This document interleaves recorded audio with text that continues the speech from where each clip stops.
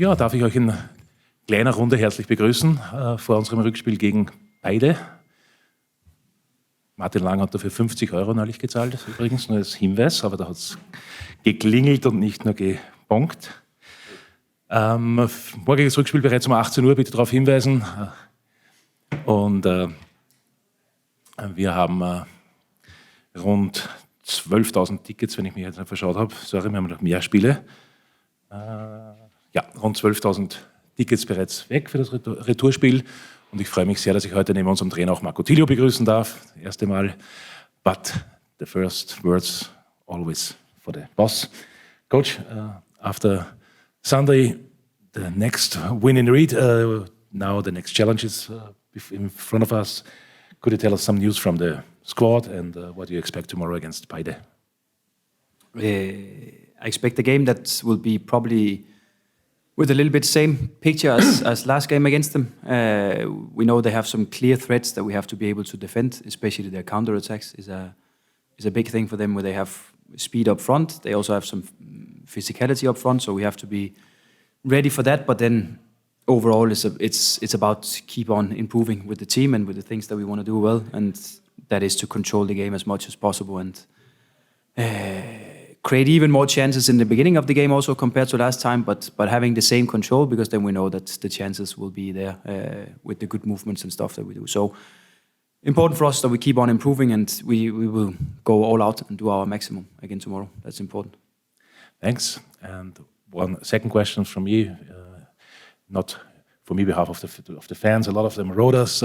They were happy that Masler had to come back at the second team and ask. Could you ask the coach what's with the other players we missed like Claudie Mbui, like Nuno, like Vince? Maybe you can give an update here. And also how it worked with for Ari at the second team. Yeah, for Masalang it was good. Plan is that he will be involved in one more second team game for him to get even more minutes. And then after that, if everything goes well, then he can join the first team again. He's already, of course, in training with us, but then we know he have played some games, so he's also ready to play games for us. So that's really, really positive. With Claudie Mbui, he had a little bit of a setback in his rehab. He felt a little bit pain again, so we had to take a step back and do a little bit easier training with him for a week, a little bit more, 10 days. But now he's about to come back again, so that will be probably in 3 to 4 weeks before he really can be integrated with the first team. Nuno a little bit longer, but plan is that he can be joining first team sessions probably around end of August, and then after a couple of weeks he's ready for game time. Vinci also a little bit longer, but expected to be around the team sessions also end of August. And then we have Ange Ahuso, who still unfortunately suffered this infection virus start of the season, but he's also about to come back, and we just have to build him up physically, because he's still not yet in a place physically where he can be ready for trainings with the first team. But that will just be a matter of hopefully a week, and then after some weeks with the first team, he will always and already be ready for game time again. So I would say mostly positive news regarding the players that has been on the sideline. Thanks a lot, Coach, for the information. Now I go to Marco. Marco, I'm pleased to welcome you. First time at the pre-match press conference. How would you assess the start of the season for you personally, also for the team, of course, and what's your expectations for the return leg tomorrow against the Estonian club from Paide? Yeah, I think personally for myself, it's been a strong start to the season. But yeah, I think for me, it's just building confidence and slowly, building momentum. And as for the team, I think the same. We've had some positive results, but that's always areas that we can improve. So we look at that after every game and review the matches. And for us, it's just about building each week and getting positive results. And as for tomorrow with the game, we'll approach it as any other game, and we'll go out there to win the game. So with all the tactics in place and the plan, we hope to go out there and put a good performance in. Marco, you're Australian. People are used to the heat there, we think, of course. But we learned that our coach from Denmark is used the heat also very much, more than we. But for you, did you expect these temperatures also here in Austria? And are there a slight advantage for you now in these weeks we have with 35, 40 degrees? Yeah, I think, well, for me, obviously, we play summer competition back home in Australia. You could say it's a bit of an advantage. I didn't think it would be as hot as it is here, to be honest. But yeah, overall, obviously, I've played a lot of games in the heat, so I could probably acclimatise a lot quicker than some others. But yeah, for me, I feel good in the heat most of the time. But yeah, as for a team, I think it can be draining at times. But overall, it's good. Okay, and Marco, my last question. It's now your second season at our club. Which goals have you set for yourself for this next month? Yeah, I think for me, it's just always about building confidence and building on each performance. Obviously, I have personal goals that I want to achieve by the end of the season. But as for now, it's just about continually building and putting myself out there and try to help the team in any way I can. And if I do that, I feel that, I can really help improve the team. And for myself, as I said, it's all about improving. And by the end of the season, hopefully I've achieved those goals. Thanks a lot to the coach. Thanks a lot to Marco. Bitte gerne your questions. Patrick Reis from Korea. Hello, coach. You mentioned the injured players. What about NC, Sladic, and Radulovic? Martin NC would probably also take a little bit longer, but thanks for reminding. So remember, everyone, it's important. I think plan for him is to join the team again in start September. And then obviously when you've been out for so long time, it will take some time to build the match fitness that is needed to play for us. So my expectations is around when he starts with us in training that it will be plus 3 to 4 weeks before we can put him into games again. Sladic is about to be back, so he recovered well from the ankle injury and is doing some runs and also some pitch training with some of the physios these days, but will be integrated more to the team in next week. And Radulo is perfectly fit and is training with the team, and it's just a coach decision. Dankeschön. Bitte, Barty. 6 games, 6 wins so far. The results are perfect. What's the next step the team has to make, especially in the point of killing a game earlier, because the games are quite similar. So, you make your life harder than it's necessary. Yeah, and you said it. That's the learning we try to take from especially the 2 last league games, where, in my opinion, we should have been in front with a couple of goals before we go into the end of the game. So that's definitely the learning. Otherwise, of course, you mentioned 6 wins in 6 games. I don't think we can expect much more. And I hope that everyone can see also the improvement in the team and especially how hard they work in most of the minutes that these guys are playing. So I think there's a lot of positives at the moment, but as I also mentioned for players this morning, it's about continuing, because positivity can stop in a split second. And if we stop improving, if we stop developing, then the good results will also stop. So we know exactly what to do. We have done it since day one of preseason, and we know what direction we are going, and for us is to continue. But when you analyze the game, what's missing? What are the reasons why it's so difficult to kill a game?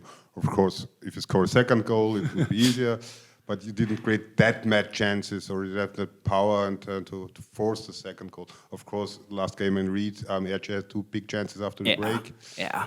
But you didn't control the game as you did before. After. Oh, we got a little. King Altach was the same. Yeah, it was this. Yeah, maybe the last 20 minutes of the Altach game. I think still first part of second half is also okay for us, and we still managed to create some good opportunities. I would say the Reed game last 20 minutes, and is it a mental thing when you only have a 1-goal lead and you start to think about, okay, a mistake now can be even more costly because we only have our 1 goal in front. That can be a part of it. Then obviously mental, physically also probably a little tired towards the end of a game. So there's many reasons for it, but still in the Reed game we have Erce Carter can score 2 goals within the first 5 minutes of second half. Matti Seidel have a completely open shot inside the box, also in the middle of second half. So I count, several big chances for us to kill the game, and that's the positive thing, is that we are there. The same was the case against Daltag, where we, especially the last part of first half, have a lot of big chances. So that's the positive thing. The not so positive thing is that we only win with one goal, and we have to, of course, increase that. But from what I see every day, and from what I've also seen in the European games, is that we can do it. We just have to get it over the line the first time. Marco, if I have time, micro. What was the problem last season? I won't say problem, but now it's easier for you to adapt. Now you show what you can bring to this team, to this club. Well, yeah, what changed? Why? You have an explanation for the development of your own performance? I think within last season, obviously it was a harder start. I wasn't playing as much, and then coming into the winter break, I had that injury, which set me back for a while. And then with that, it was all about building once again. And I think it got so late in the season, it was hard to obviously bring what I feel I can bring to the team that late, and the team were in a good place. So yeah, I think just coming back with a positive mindset this pre-season was to keep building my fitness and confidence. And yeah, I feel I've been able to do that throughout the pre-season, and then with opportunity to play, it's just about me personally to perform. So yeah, I feel if I'm able to perform, I'm able to help the team. So. You have a big squad. Everyone's fighting for his spot in the first 11. Now it's no problem because the coaches make the rotation and everything fits perfect. What's your favorite position? What can you bring to the team? My favorite position? Yeah. Oh, to be honest, it's wherever I'm needed. I feel I can play a role in anywhere in the front four. So whenever I'm called upon, I feel I can contribute to the team there. So yeah, anywhere in the front four. Bitteschön. How much rotation can we expect for tomorrow? Similar as to the first 6 games of the season. That we analyze the opponent.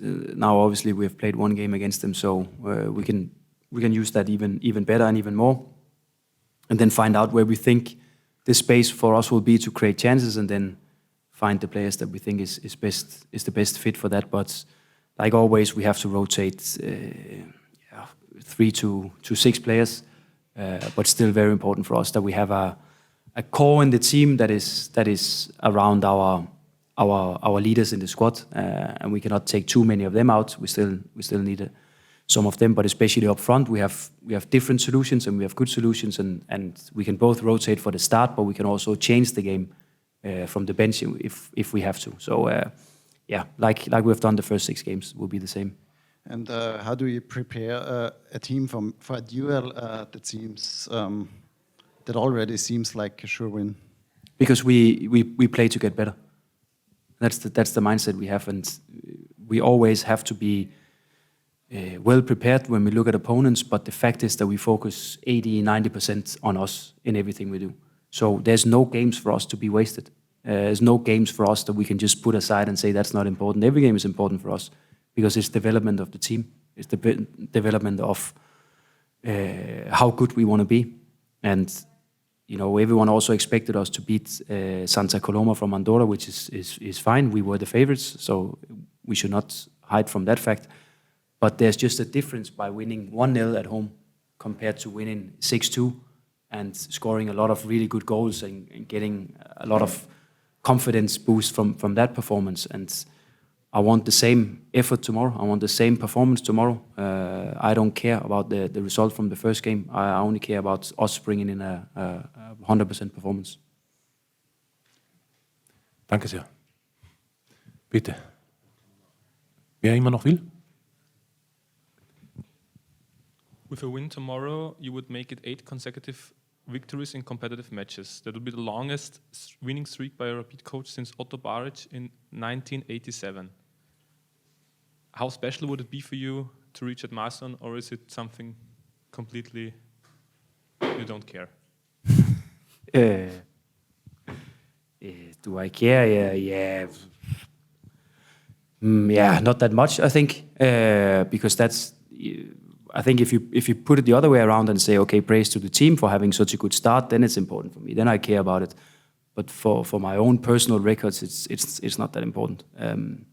So what I like about it is that we've had a lot of good talks and trainings the first part of the season.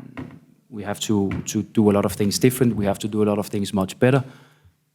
But when I see every game that we play, when I see the effort from the players, when I see the reactions from the bench players when we score goals, when I see substitutes coming in and changing the games for us, when I see how this team, they work together at the moment, that makes me happy. And that's the reason why we have had such a good start of the season. And for the records, not that important, but for the performances and the results, of course, important. I'm sorry, I have to make a small correction. In 1994-95, there was 9 wins at the coach and Stockerbill. So you remember all of them? Wins, of course. Of course. Who was the last game against? Pardon? What was the last game against? The 9? I have to look. Okay. Coach has to chant, he scores when he wants. At the moment, you have a young player who scores when he wants. You said it after the last game, how you talked with him and you were not sure about his level in April, May, and he improved a lot. What do you do now with him to keep the momentum? Just leave him alone, or how do you cope with that great run Haidara has? Yeah, no, I have to generally speak more to the players than last season. I have to be around most of them during a week because there is so much rotation going on. And you know, last thing I want is that someone is in doubt about their position and what they can expect. So I obviously talk about that. And then we have a heavy focus now also on individual development for every player here in the club. So we talk to every player every week. And it's not only me, it's also the other coaches that will do it, because we need with everyone to improve and develop, and he's one of them. I'm very happy for him because everything has not been easy in his time here. And it was a hard conversation I had with him at the start of the preseason because I was not satisfied. And then there's always 2 ways to go from a player. There's to be complaining about that the coach is a little bit too hard and he don't give me the chance, or you can show that you have qualities in training, and then of course you will get the chance at some point. So I'm really happy for him because he's also developed his skills as a team player. And he runs a lot for the team and runs a lot also without the ball. So now we can definitely trust him in both league games but also European games. So we have to let him continue and really build on this confidence. Last one from me, Marco. I apologize for this question, but you came from Scottish League, from Celtic Glasgow, and I know step by step, game by game. But of course, you know Hearts of Midlothian. And yeah, you won the first game 4-1, so nothing should happen tomorrow. What can we expect for the final, for the playoff game, for the really important one? You know the Scottish League, and yeah, what do you think, who might be the favorite? Because now in Austria, everything since they lost 0-6 against Sturm Graz, might be an easy opponent. I think we'll focus on tomorrow first and foremost, and hopefully everything goes well then. But yeah, with Hearts, obviously there's been fellow Australians that have been there, and I have a couple of friends that have played there. Knowing the team and the league, they'll probably be very physical. They're not a bad footballing side, so I think for us, it'll just be about approaching the game as we always do, and I don't think we can look too far ahead just yet.